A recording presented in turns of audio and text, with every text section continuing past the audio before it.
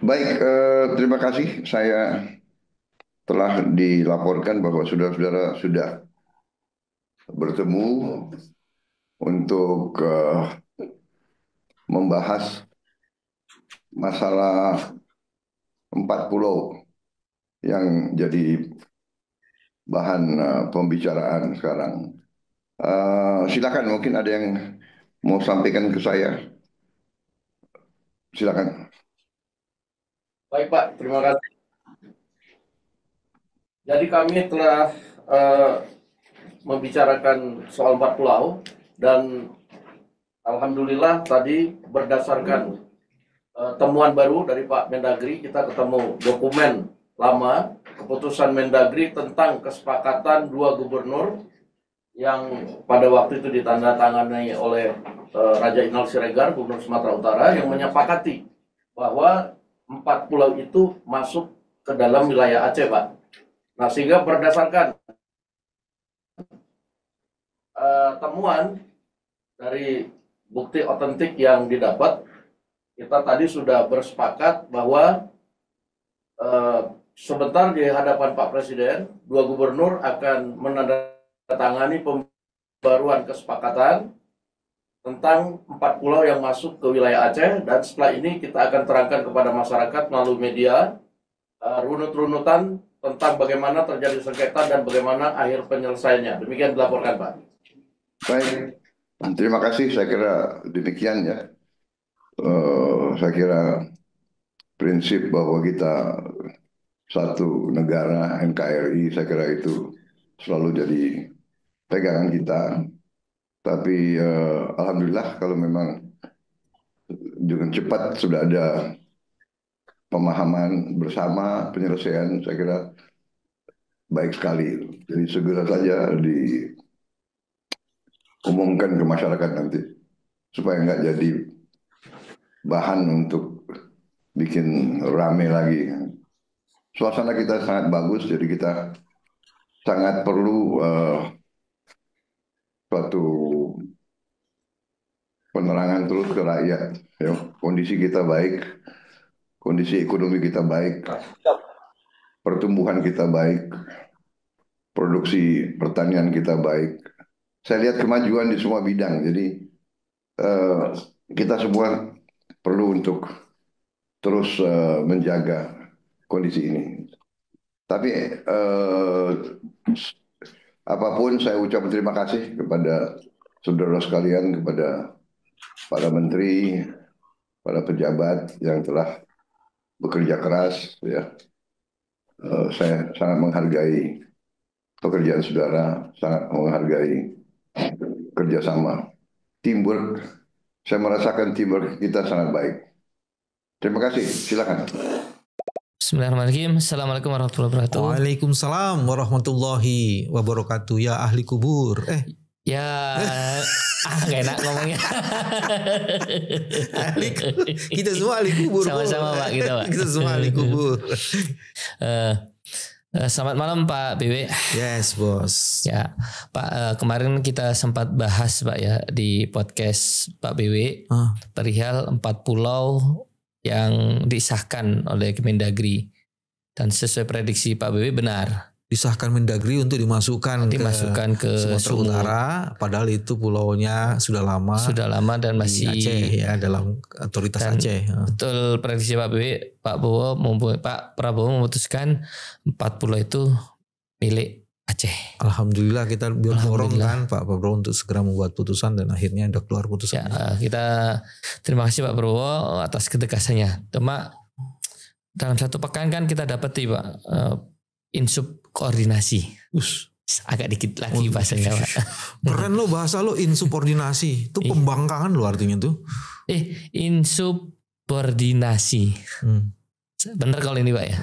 Apa konteksnya apa tuh? Konteksnya dalam 1 pekan itu yang pertama Menteri SDM awalnya mau melindungi tambang milik oligarki di Raja Ampat, ketahuan. Insubordinasi dari menterinya.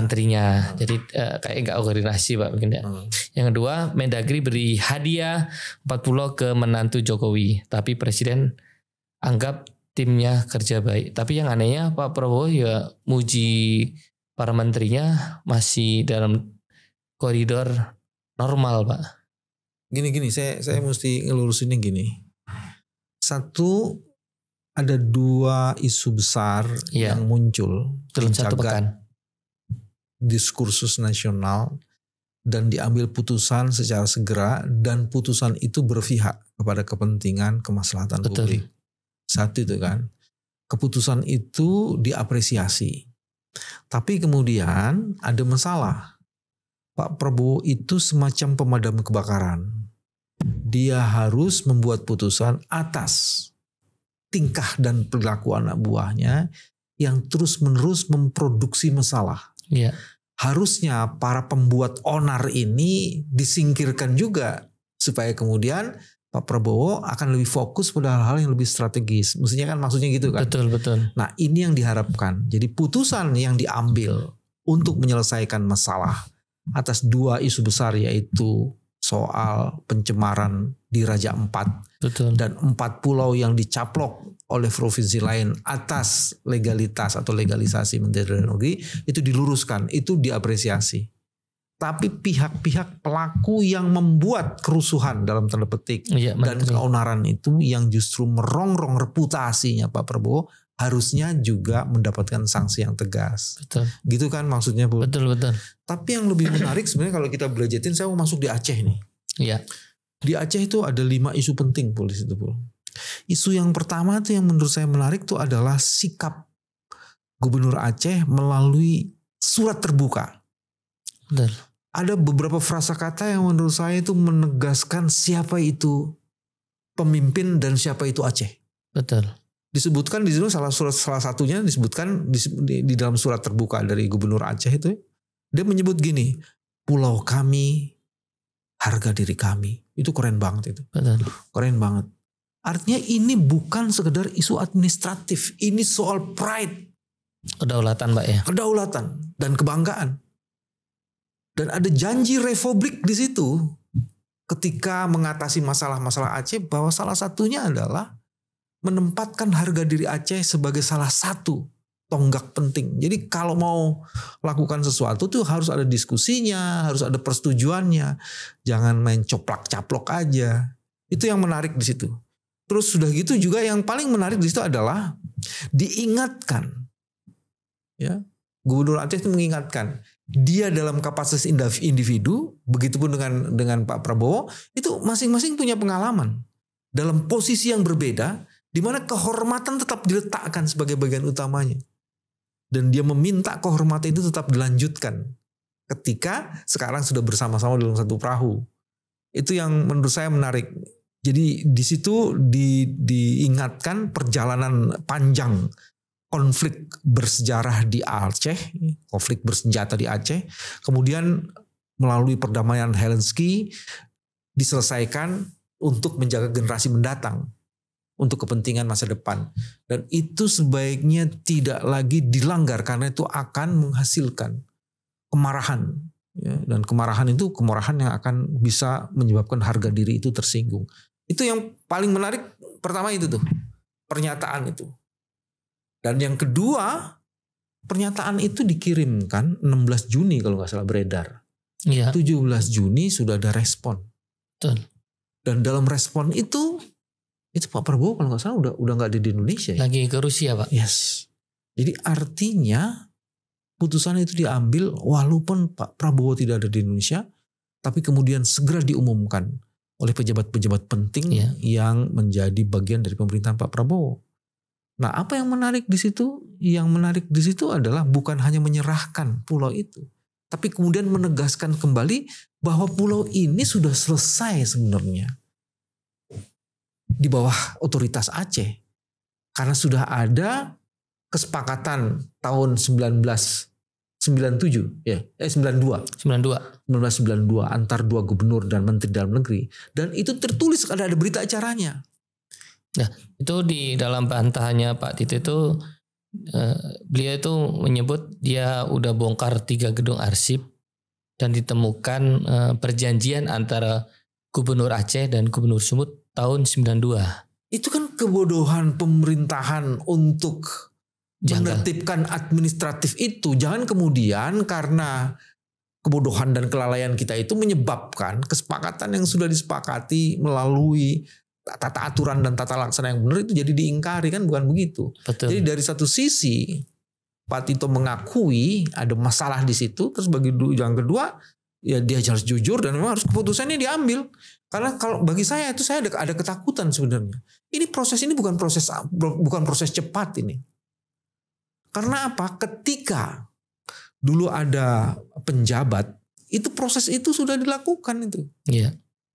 Karena sejak 2018 kepala daerah di Aceh itu sudah sering berkirim surat untuk menegaskan kembali bahwa 4 pulau itu memang menjadi bagian dari Aceh, tapi tidak pernah mendapat tanggapan.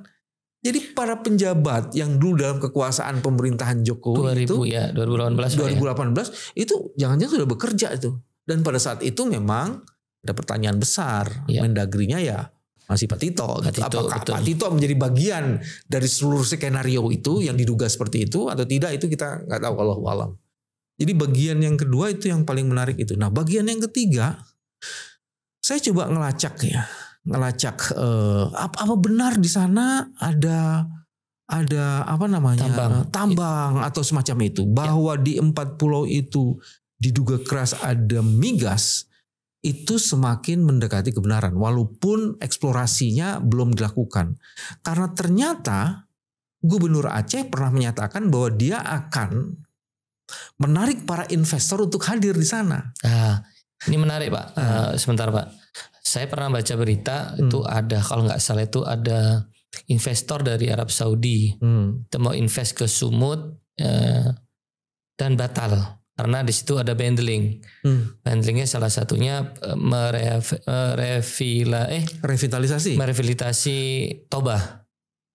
Dan si investor ini gagal atau nggak jadi untuk invest di Sumut. Ya salah satunya di pulau yang diakui ini Pak. Itu gimana sih Pak? Ini pelan-pelan nih, kita mesti buka-buka ininya nih. Bagian pertama gini. Gubernur Aceh menyampaikan ada potensi besar di blok South Andaman, ya, yang sebenarnya itu sudah dieksplor oleh satu perusahaan namanya Mubadala Energy, ya, dan di situ memang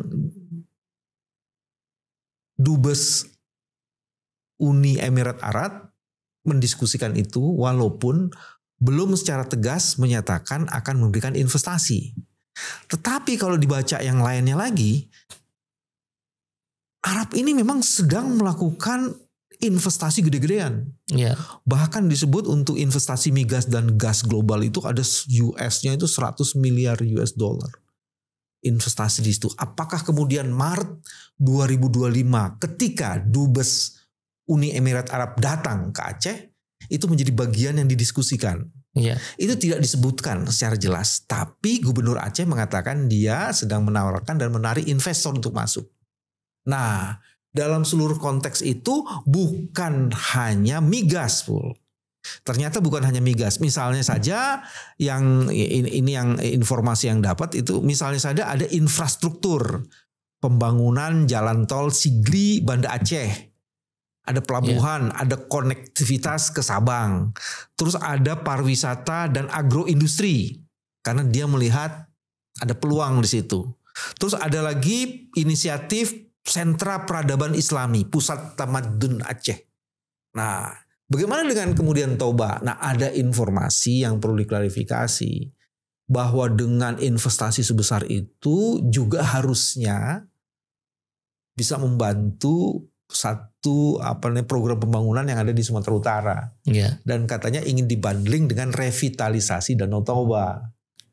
Dan katanya juga itu sebagiannya ditolak. Nah, apakah itu yang menjadi bagian bahwa akhirnya belum dinyatakan secara resmi investasi itu ada atau diberikan di Aceh? Itu nggak jelas. Tapi kemudian itu dipakai untuk merebut investasi itu juga jadi masalah besar. Jadi sebenarnya saya mau bilang di sini, ini bukan sekedar perebutan 4 pulau dalam otoritas siapa. Investor. Tapi ada investasi gede-gedean, ada sumber daya alam di situ, dan itu akan ada apa yang disebut dengan bagi hasil pajak nanti. Iya. Dan mungkin juga di situ akan ada kekuatan oligarki, siapa yang akan menambang di situ. Sebenarnya itu ada kekuatan di situ. Makanya kan disebutkan sebelumnya ini bukan hanya sekedar blok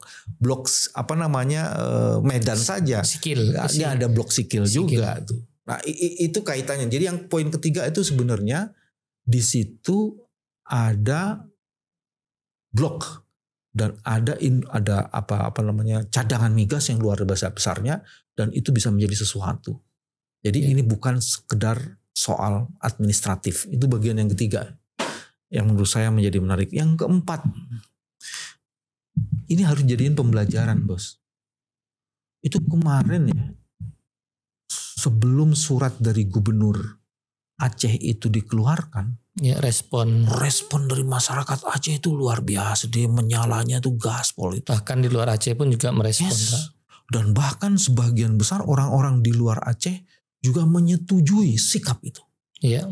Dan itu lagi-lagi sebenarnya menandakan bahwa literasi, aset kekayaan alam daerah yang tidak bisa semena-mena dipermainkan itu sudah mulai muncul. Nah, yang kelima yang paling menarik itu adalah apa? Bobi dipersalahkan. Betul. Bobi dianggap menjadi salah satu pihak gubernur, maksudnya gubernur Sumatera Utara dianggap sebagai salah satu pihak yang ingin mencoba-coba dalam tanda petik merampas. Dan sebenarnya ini bukan sekedar pengelolaan karena dia tahu ada sesuatu di situ. Dan ini nanti orang kemudian berpikir blok Sikil itu juga berkaitan dengan blok Medan. Apakah ini kelakuan yang sama? Itu pertanyaan yang mesti dijawab. Ya, kalau melihat penjelasan dari Pak W tadi, ini kayak ada rangkaian yang sudah direncanakan itu Pak. Periode mertuanya jabat sebagai presiden Pak ya. Buktinya apa? 4 pulau ini tidak ditetapkan ketika Jokowi masih menjabat. Karena Bobi posisinya masih wali kota Medan. Dan itu bedakan kenapa Tito kalau emang itu ada perjanjian tahun 92 harusnya ketika ditemukan diumumkan gitu. Pastinya bukan Gubernur Bobi dong yang mendapat manfaat dari itu. Tapi kenapa baru kali ini diputusin? Ya orang akan menyangkut pautkan dengan mertuanya Pak. Dan ditambah lagi tadi Pak Wiwi jelasin ternyata ada investor yang ingin menginvest di salah satu pulau itu miliaran dolar gitu Pak. Intinya kan Aceh akan berkembang pesat. Tapi batal karena adanya bundling dari pemerintah ingin adanya revitalisasi Danau Toba. Nah, sehingga investor ini mundur. Dan mungkin kalau Aceh masih dipegang Aceh mungkin agak ribet, tapi kalau misal itu dipegang oleh Sumut mungkin bisa mudah mungkin Pak ya, bisa jadi itu dipermudah oleh gubernurnya kan gitu Pak. Menduga kan seperti itu Pak. Satu sebenarnya kesepakatan para gubernur di Aceh maupun di Sumatera Utara 1992 itu sudah jelas. Ada kesepakatan itu dan ada Menteri Rudini di situ. Iya. Jadi kesepakatan pembagian itu ada sebenarnya. Satu itu. Nah, kesepakatan pembagian itu kan yang paling menarik baru ditemukan lagi pada 17 Juni. Artinya selama itu dari mulai 92 ke itu dokumen ada di mana? Benar. Apakah memang itu terselip atau diselipkan? Kita nggak tahu semua. Tapi faktanya sekarang sudah ditemukan dokumen itu. Dan saya setuju dengan pernyataannya Saiful kalau itu diputuskan pada saat Bobi baru menjadi wali kota, maka tidak ada kepentingan dan keuntungan langsung yang akan didapatkan. Ya. Sebagai wali kota ya. Tapi sebagai gubernur itu pasti itu beda nih. Apalagi dalam wilayah dia, jangan-jangan dia juga orang dia di Medan aja dia bisa masuk sampai di Maluku. Benar. Apalagi ini di wilayahnya. Jadi kemungkinan itu besar sekali. Cuman kita wallahu alam, kita nggak ngerti. Cuman ada indikasi ke arah situ, indikasinya makan kuat sekali. Nah yang paling menarik itu adalah memang Sumatera Utara, Bobi punya kepentingan untuk mengembangkan proyek-proyek di sana. Betul. Dan dengan proyek-proyek itu bisa saja itu salah satunya adalah revitalisasi Danau Toba. Tapi Danau Toba kan mau direvitalisasi jauh sebelum zamannya Bobi. Cuma kalau itu dilakukan di zaman Bobi, bahwa dia kemudian menjadi penguasa di situ dan bisa mendapatkan keuntungan, wallahu alam bisa saja itu terjadi gitu loh. Nah, cuman yang ingin dikatakan, alhamdulillah Pak Prabowo mengambil putusan. Ya. Dan ini proses pembelajaran yang mahal. Kalau menurut saya 3 hal yang mesti dilakukan. 1, kita harus menghukum siapapun yang menimbulkan kekisruhan. Karena kegaduhan-kegaduhan yang tidak penting itu mengganggu stabilitas pembangunan. Dan itu menyebabkan fokus strategis kita menjadi tidak bagus. Itu harus ada tuh orang-orang yang tak pantas lagi menduduki jabatan-jabatan tertinggi di kementerian harus harus diselesaikan. Karena kesalahan ini bukan kesalahan pertama. Ya. Kesalahan berulang berkali-kali dan tidak ada jaminannya nggak akan terulang lagi. Ya. Satu itu yang mesti. Terus yang kedua yang juga mesti dilakukan, kita ternyata suka lupa dengan sejarah. Aceh masuk dan diselesaikan problemnya itu karena ada harga diri yang dipertaruhkan di situ dan perjanjian, Pak. Dan perjanjian yang akan selalu diingat. Makanya suratnya itu ini bukan sekedar ini tanah kami itu harga diri kami. Itu benar tuh, pulau kami itu harga diri kami. Jadi kita harus kembali lagi kepada apa yang disebut dengan kesepakatan dan harga diri yang menjadi dasar dari ini. Kalau nggak ada harga diri, bangsa ini sudah hancur lebur, Bos. Ya. Jadi kita seolah-olah disengat dan diingatkan kembali melalui pernyataan terbuka Gubernur Aceh, dan itu harusnya menjadi pembelajaran kita.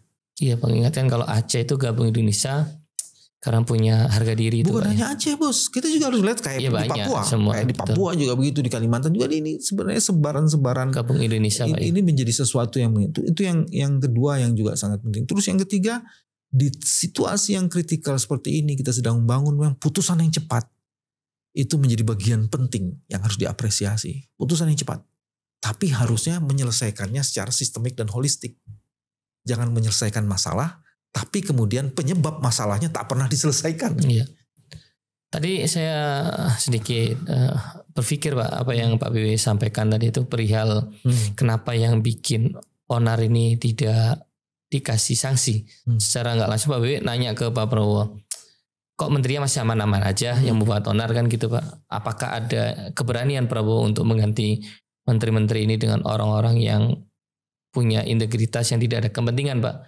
Apalagi kan di satu pekan itu 2 menteri yang bermasalah itu kan menteri siapa sih? Menteri Bahlil nggak salah. Satu lagi siapa?